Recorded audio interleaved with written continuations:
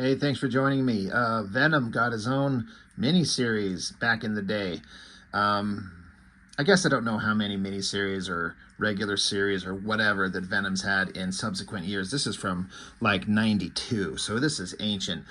But years and years ago, Marvel was pushing to have Venom to be an anti-hero. I was going to say not a good guy, not a hero, but an anti-hero. And those were very popular at the time in the 90s. Everyone knows Punishers and Ghost Riders and Wolverine. I was going to say is kind of one of the original, maybe the best anti-hero, meaning somebody who's on the side of the good guys, but somebody who will kill the bad guys. And that's kind of the, generally speaking, what they mean by anti-hero. And Venom come along and was, God, some smudged on my comic here. What the hell? What kind of a crappy comic book collector am I? Venom was introduced in, Amazing Spider-Man, and everyone kind of knows the McFarlane connection to creating the visual and making a character that looked really neat. And Venom just exploded in popularity. He's honestly kind of like similar to, I think, Deadpool. You have this awesome design that's created to be an antagonist to the heroes of a particular comic, and that's what Deadpool is, and that's kind of what Venom was.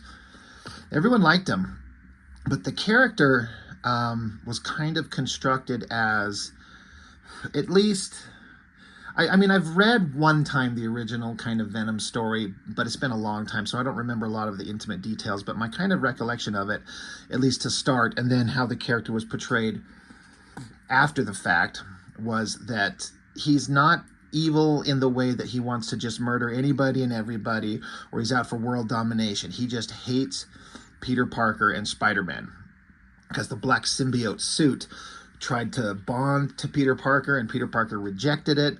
So the symbiote suit, the rejection created hatred for Peter Parker, or Spider-Man, I guess. And then Eddie Brock, everyone knows that basic story where he was a photographer that was caught faking something, falsifying things, and Peter Parker caught him and exposed him. So they both hate Peter Parker, Spider-Man for different reasons. So they come together, and their mutual hate created the perfect symbiosis in the character of Venom. I'm just telling you everything everyone already knows. But the point I'm getting at is that beyond that hatred for Spider-Man, he's not really like, he wouldn't hurt, as far as I understand the character, he wouldn't generally hurt anybody else.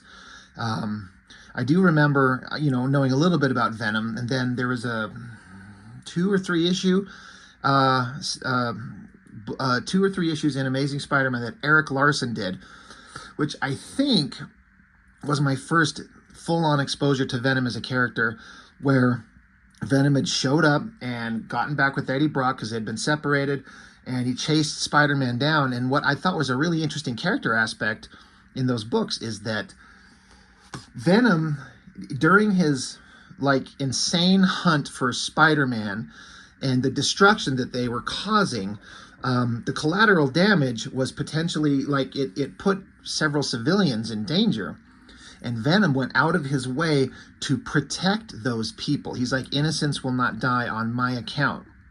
So even though he wants to kill Spider-Man, he's not letting innocent people die. So there starts the idea of we can, Marvel can make a comic about this guy and have him be the sole focus because he's not completely irredeemable. So they made what says is a 6-issue limited series. I only ever got the first 2 because there was nothing going on in these books that made me interested enough to continue getting them. So I can't tell you what books, 3 through 6 have to say as far as the story. But I figured we'd look at books 1 and 2, the ones I have. While I was at the Deadpool movie, saw there was a trailer for the upcoming Venom 3, whatever the title of it's going to be. And, I saw the first Venom movie. It was kind of fine. Tom Hardy's always awesome. And there was some humor and there was some action, but it just didn't have a thing that really kind of made it click. My 11-year-old, he's 12 now, but my 11-year-old son, he kind of dug Venom. He thought that was kind of fun.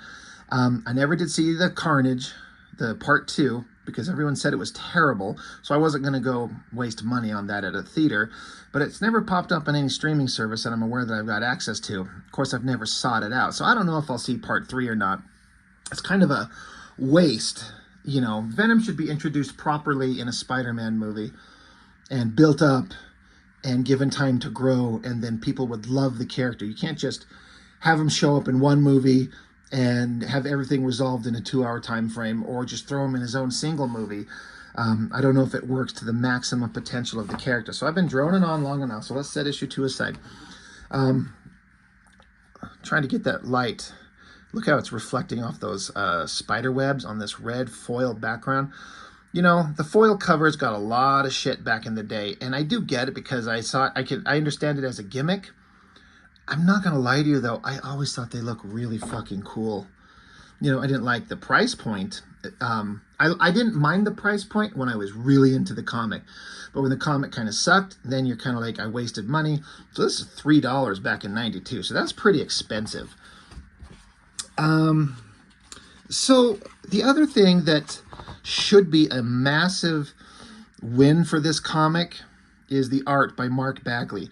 That was a guy who was reliable. My memory of him when I first started noticing, I've mentioned before how I would kind of get old Eric Larson and old Mark Bagley art kind of confused. And, you know, I was younger. I wasn't really paying attention to it, but there were a couple issues where on Amazing Spider-Man, I think they were kind of trading off, and I often didn't really notice a difference. But once I started paying attention to names, I was like, oh, I think I like this Eric Larson guy better. Mark Bagley was always extremely professional, extremely consistent, would put out a book on a very consistent basis. You knew he would always show up and do the job and get it done on time. And I found his work boring. I did not like it. Or no, I didn't. I guess I should say I didn't like it. I didn't love it. I didn't hate it, but it was just there. It wasn't until they started the Ultimate line and I started collecting Ultimate Spider-Man. I didn't start collecting it until 4 or 5 issues in, just because I think somebody else, my younger brother, might have had copies of it. My younger brother was not into it, but I started reading it and I got really into it, and I collected the entire Ultimate Spider-Man run by Bendis and Bagley. And I loved it. And suddenly I understood why Mark Bagley's art is so goddamn good. So then I go back and look at his old stuff, and everything's still there. He can draw anything. His storytelling is great. His anatomy is great. He's got everything. It's just sometimes it doesn't click the way that it should. There's something about this. So this comic, so it's $2.95, so it's very expensive. They sprung for the foil cover, and the paper is this glossy, nice, pretty stuff. So it's like Marvel was kind of trying to, in my estimation, they were trying to bring their books up to the level of what Image Comics was going to be doing, because this is '92, so that's when Image Comics is getting started. And Marvel was printing on crappy newsprint. Now, you go back, and I've said quite often that that old newsprint has a beautiful charm to it that I kind of miss. But so can this glossy, nice paper. But they didn't... This flat, boring coloring would look better on newsprint. They should have sprung for one of the newer colorists that did some really great modern day computer coloring that was possible. It was kind of new at the time, I get it. So I guess what I'm trying to get at is that at least they went for this nice glossy paper, but this flat kind of boring old school coloring doesn't flatter Bagley's art, in my opinion. And I just also don't feel like the color choices work as well as they could. I don't know who this colorist is. Marie Javins?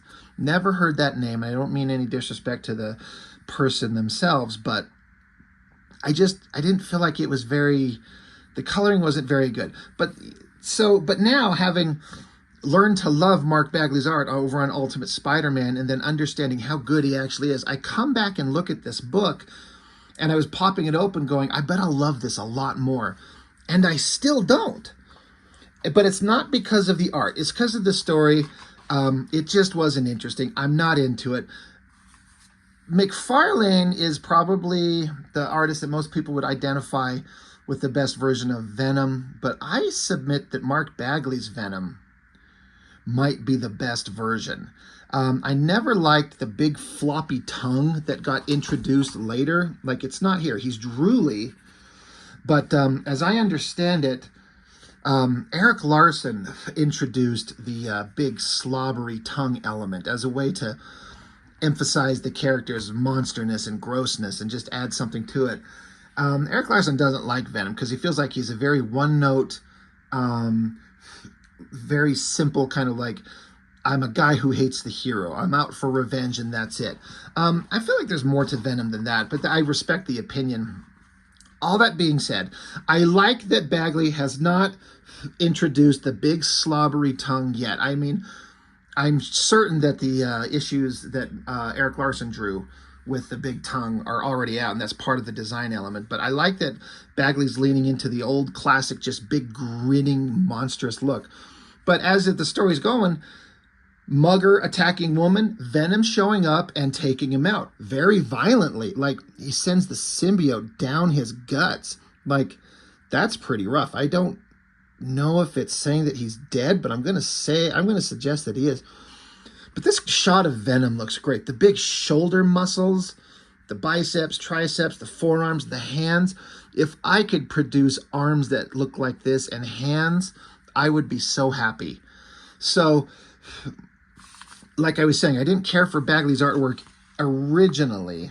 Actually, I take it back. This says February of 93. It says 92 on the cover here, so my mistake. But 93 still, within the same year. But Bagley's really good, but it's just something about this is just not working for me as well as it should. But it's just a personal thing. See, look, they're even giving Venom like a goofy look, like, oh, we're sorry, we're being rude, we're Venom, here. Gives her purse back and pats her on the head. Like, the body language there is really funny. Like, it's really good. I love this. Like, how often do you see Venom look like that little sly little grin? And then he takes off, and he's like, oh, you're safe. Please, there's no need to thank us. Your joy is reward enough, and sends me leaping happily on my way. And then she just cries and screams and freaks out. So now we get Venom swinging around the city. He's in San Francisco. Yeah. So he's relocated. He's not New York like everyone else, because, of course, Spider-Man would show up immediately. So we get 4 panels of him swinging around, and it's kind of an exposition dump. And you can kind of excuse it because it's Venom's talking to himself, because he's two beings. He's Eddie Brock and the symbiote, so they're talking to each other, although it's only one voice. But I guess it's kind of an excuse. It is weird to have him just swinging around telling his backstory to us. I guess the only other way to do it is have text boxes, which that could get boring. But look what Mark Bagley can draw. City shots and buildings and perspective and great anatomy. I like the border breaking in its top corner with Venom coming out up there. Just great. And then he comes down, and then the symbiote kind of transforms into regular clothes. Then you got Eddie Brock. But all this stuff is just kind of boring art, but it's so sound and so solid. I don't know what it is I like about one artist working on one project and loving it, and then the same artist working on another project and disliking it. And it's essentially the same guy, essentially the same art. I think it's kind of cool how Brock will flip around and there's the symbiote costume just kind of manifests itself on his hands, and he shoots out his webs, stops the cops, doesn't hurt them because, he's not here to hurt innocents, but he will get kind of violent. And of course, Peter Parker finds out about it. There's a little kind of re-explanation of the symbiote and how sonic sounds, vibrations are what disrupted him. And then the symbiote finds Eddie Brock. So we have to retell the origin story because some people don't know. That's a great shot of Venom right there. And then the shots of them both in the black outfit. Again, still no slobbering tongue. It's not there. And I think it looks great. That black costume is a great design. I've talked about how Spider-Man's costume design is probably the most perfect superhero costume ever. And whenever character has a perfect costume. If they've been around forever, everyone always tries to create a new one. Let's create a new costume. And it never works. But I have to say, the black costume is as close as anyone's ever come to creating a secondary perfect design that fits the character just perfect. It's not as good as the traditional, red and blue with webs, but that black costume is pretty damn good.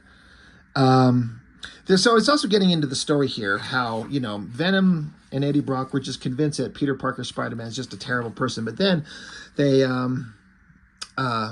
Eddie's ex-wife, he still was in love with her, and then she gets trapped in this thing where she almost gets killed, and Spider-Man stops her from getting killed. And so Venom's saying that he saw Spider-Man in a new light, that he wasn't the bad guy that he's only sees Peter Parker as.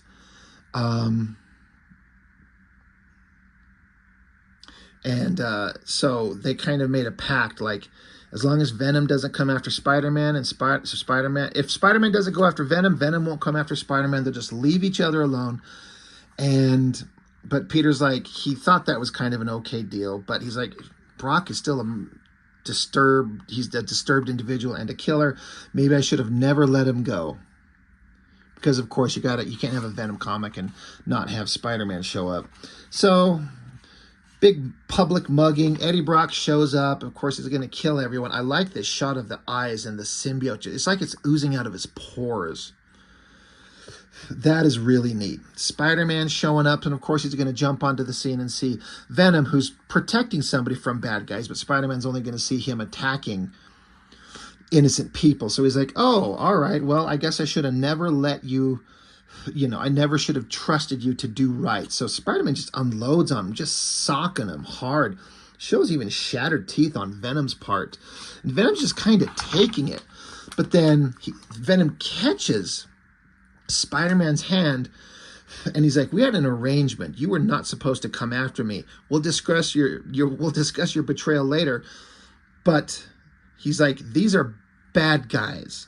And Spider-Man's like, oh shit. And the bad guys unload on them. So now Spider-Man's like, all right, well, I screwed up. So now Spider-Man's taking out the bad guys. Good classic Spider-Man superhero action. It's really good stuff. I mean, I don't know. I'm just kind of trying to think of what it is that Mark Bagley ends up doing a little bit differently in the future, where it becomes more visually interesting to my eye. And I've liked his stuff better in the past, and I liked his stuff in the future, but this one book, it just wasn't clicking with me, but I can't tell you why. It looks great. That's a great shot of Spider-Man. Again, I've talked about it. Full backgrounds, people in different kind of clothes, clear storytelling. It all just works. They end up in these tunnels down here, and some giant robot things come out. Good robot designs, too. So now we get to have Venom fight giant robot things, so we can have him really unload and just start ripping apart robotic monsters. So that's good. That's a good shot right there, too, of Venom. He got blasted in the back, so he's jumping down. His back's kind of on fire, but now he's pissed. So he's just going to start ripping into these robots. And this was interesting. For as much as there's stuff that I didn't find it to be the most interesting comic ever. One, great hand shot. Hands are so fucking hard. And I look at that, and I'm like, I understand everything I'm seeing, but it's so hard to draw that damn hand. But I like how in the storytelling, there's this pane of glass that he punches and he cracks, and he just puts his fingers on it. And then the symbiote oozes through the cracks to get in there to get to the guy. That is really fucking awesome. That is really cool. But then the other robot blasts him in the back. Sonic beam, so it's actually hurting the symbiote. The ground cracks open. They fall through a big chasm all the way down to somewhere underground. And as they get down there, there's like a freaking city. They're saying it's like we've fallen through time. But under the ground, there's this full-on old, looks like Victorian era city. So where the hell did they fall? So that's a pretty interesting, like, I didn't see this story going anywhere like that. That's interesting. So, it's kind of fine. It's not amazing, though.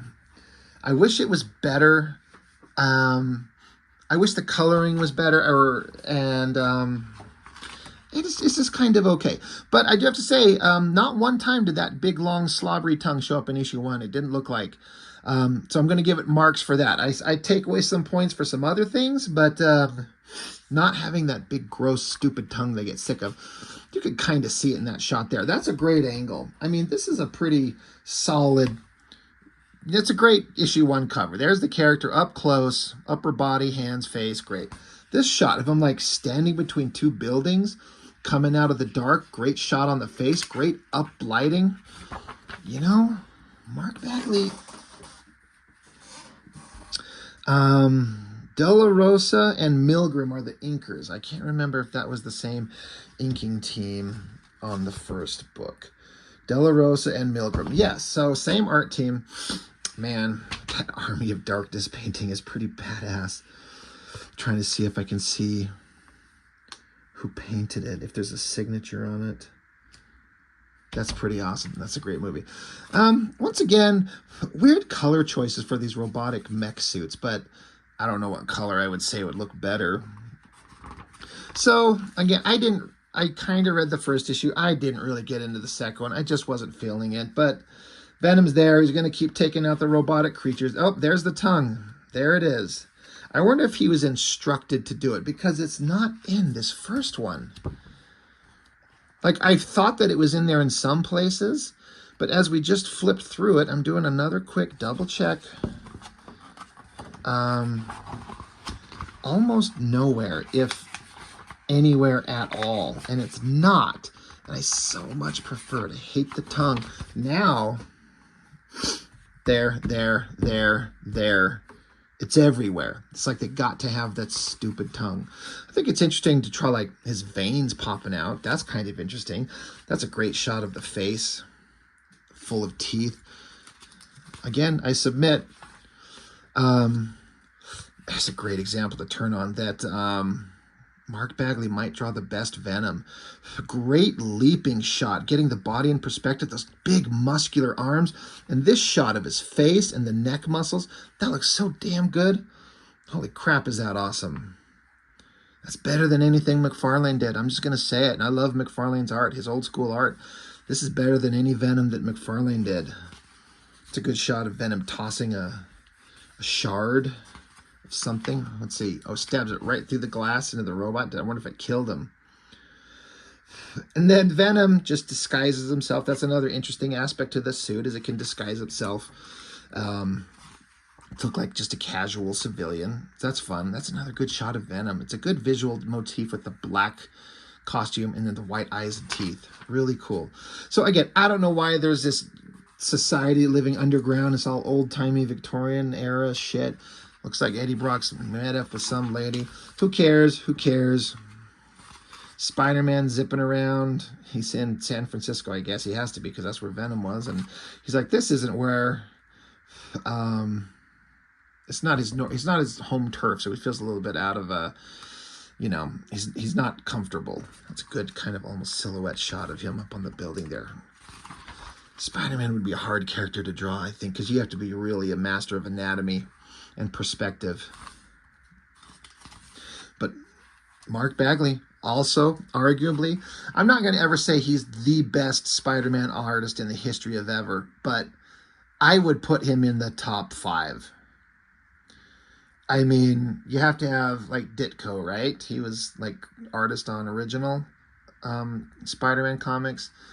Romita, and for me, McFarlane, and Bagley. Bagley's got to be, I mean, top 5 Spider-Man artists of all time. That's subjective. But, yeah, you know, storytelling stuff. There's Venom. Another big, great shot. What a fun thing to draw. That looks fun to draw. He really knows how to draw this comic book anatomy perfectly. All these muscles folding into each other, coming forward, and then a good knee, and then a calves going in the background. I love it. I bet I would like this art, or rather this story, if it was in black and white. And I say that a lot. You know, I'm no expert on color. I don't know why the coloring's not working for me. It's not like it's bad. It's just, it's not helping. I don't know what it is. I can't explain it. That guy's a goddamn tongue again.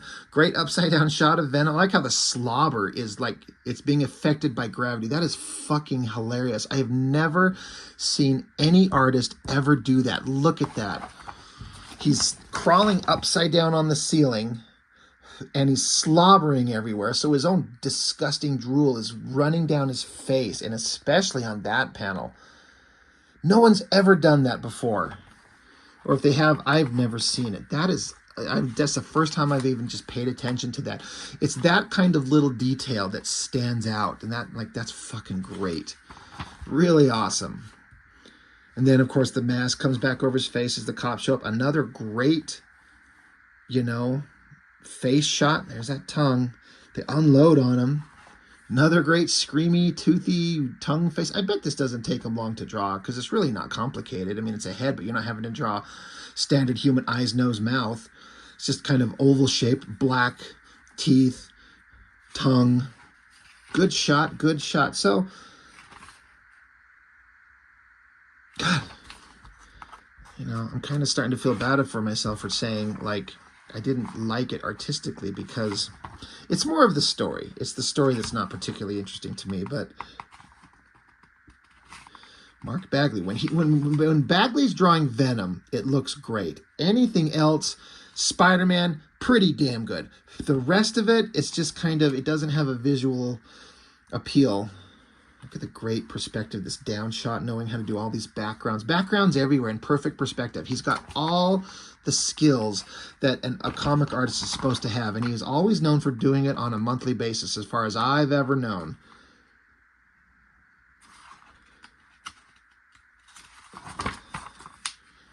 Big ending double page spread where there are a bunch of, human and a bunch of soldiers in Cyberforce outfits are here to kill Venom. Good shot of the twisting of the body. God damn, that's really good. Wisps of smoke and everything. Kind of that's the least interesting, like, fat, schlubby guy in a suit villain you could ever possibly show. I would suggest putting him smaller in the background in shadow and have one of these fuckers up front, being like the powerful guy up front to be more visually interesting. Putting this schlubby asshole right up front, I get the point. He's the guy in charge and he's leading the team. But man, that is not visually interesting. Put this guy here flexing and have guy in suit in the background saying the same dialogue, but he's hiding behind his, minions. So, not bad artistically. It's just fine. It's pretty, it's okay. At some point, I'll end up going through Ultimate Spider-Man. I think it's just such a great series. It's like the definition of decompressed storytelling because it's only like, it's 100 issues, went on for years. How many, like if you do 12 issues a year and you hit 100 issues, so, how many years did that comic get published? But the story only went it was like chronologically in the book, if I understand, maybe 1 year of that kid's life. So incredibly decompressed storytelling, but I just found it incredibly interesting and it made me really appreciate who Mark Bagley was as an artist. And then honestly, the story or the book got almost a little bit better once Stuart Immonen took over after Bagley left. Anyway, Venom. I don't know how the story ends. I don't care. Mark Bagley, he's a guy that deserves, he's an older guy by now. He's been drawing comics forever. I'm going to guess he's in his 60s if I had to guess. I assume he's probably wealthy enough from residuals from drawing all kinds of great characters in comics because he's very popular. But he doesn't get mentioned much anymore. But he deserves all kinds of respect and praise for being a very consistent, solid artist that contributed to the Spider-Man and Venom lore in big ways and was always there and could be relied on. So, Mark Bagley's a badass. Venom's an okay character, and this miniseries was, I can't speak for the entire thing, but the 2 issues I got were like, not that interesting. So, anyway, thanks for joining me. Hope you enjoyed it, and I will see you on the next one.